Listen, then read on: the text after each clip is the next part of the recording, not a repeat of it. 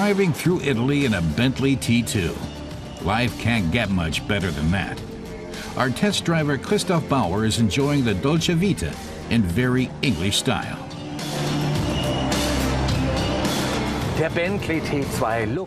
Christoph says he could easily get used to the polished wood interiors and the smell of fine leather.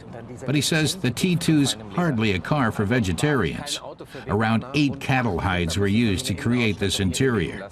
Everything here can be operated electrically, seats, windows, but also the gasoline caps and trunk. He says even the ashtray empties automatically when you close it. Everything has been done to make the driver's life as pleasant as possible.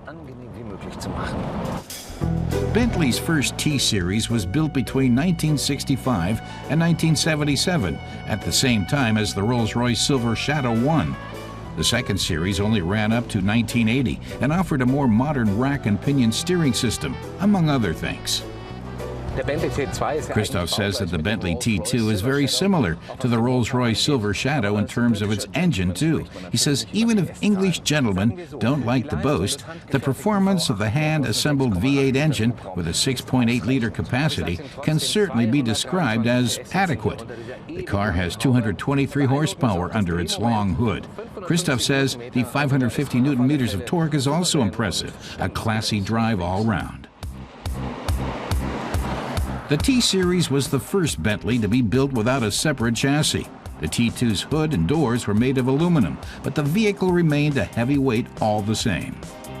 A car tester says the Bentley T2 may weigh in at 2.2 tons, but it drives like a dream. You only need to keep a couple of fingers on the wheel. The power steering does the rest. He says this stately vehicle hugs the bend so closely that at times you worry that it might tip over.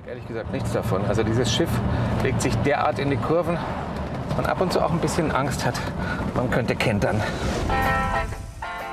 Bentley's sporting image had faded by the time the Bentley T-Series was built. Walter Owen Bentley founded the company in 1919, and his cars quickly proved a success on the track. Bentley's won the Le Mans 24 Hours 5 times between 1924 and 1930, but the company was in deep financial trouble.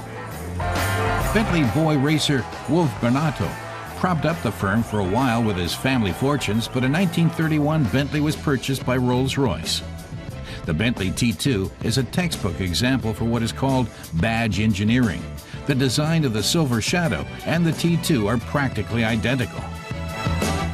5 meters 20 in length, the T2 is a meter longer than a contemporary Golf.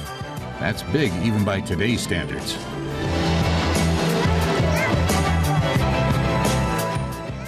Chrome as far as the eye can see. Even in the interior, there are plenty of chrome levers and switches. The T2 doesn't try to assert its individuality under the hood either. The V8 engine is clearly labeled Rolls-Royce. And this engine was made to last. It's not unusual for T2s to have 500,000 kilometers on the clock. The 8-cylinder engine is also very smooth, as our car expert testifies. Christoph says that the T2 is one of the quietest cars in the world.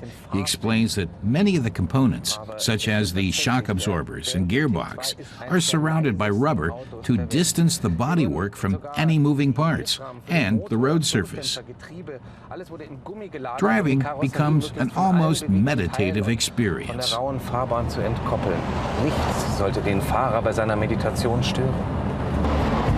That's little wonder, as both Bentley and Rolls-Royce aim to build the world's finest automobile. Christoph says that when the T2 was launched, trade journalists struggled to find anything to criticize. A sharp edge on the gasoline cap and a rather awkward compartment by the driver's seat was about as much as they could come up with.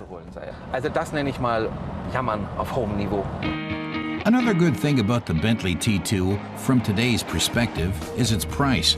A well-preserved model will set you back around 30,000 euros, a bargain for a luxury sedan like this. In 1977, it cost approximately twice as much as a Porsche Turbo.